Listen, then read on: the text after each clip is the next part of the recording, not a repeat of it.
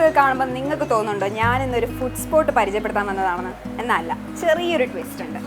ഇതാ ഇവനെ കണ്ടോ, മത്തി സാർ. ഇന്ന് ലോക മത്തി ദിനമാണ്, നവംബർ 24.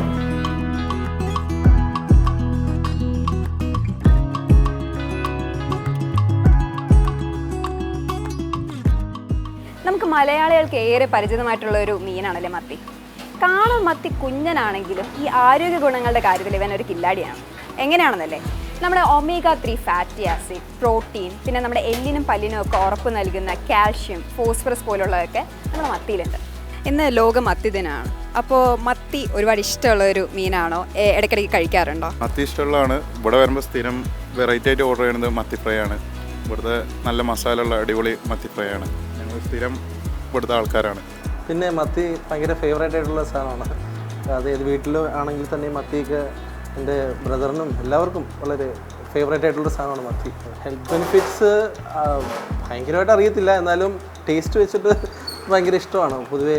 കാരണം എന്ന് വെച്ച് കഴിഞ്ഞാൽ മെയിനായിട്ട് ടേസ്റ്റ് തന്നെയാണ്. നമ്മൾ എപ്പോഴും എല്ലാ ദിവസവും വീടുകളിൽ പണ്ട് തൊട്ടേ കൊച്ചിലെ തൊട്ടേ ഡെയിലി കൂടുതൽ അവൈലബിൾ ആയിട്ടുള്ളൊരു മീനാണ് മത്തി.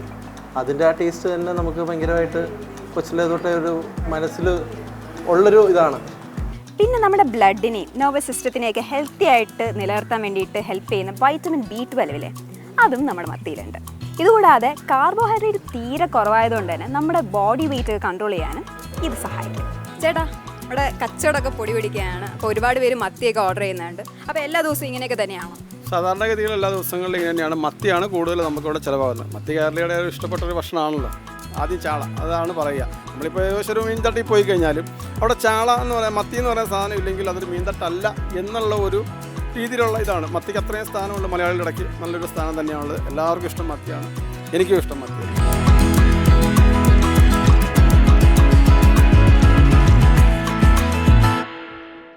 അപ്പോൾ ഇത്രയും ഗുണമുള്ള നമ്മുടെ കുഞ്ഞൻ മത്തി ആളൊരു ചില്ലർക്കാരനല്ലെന്ന് മനസ്സിലായല്ലേ?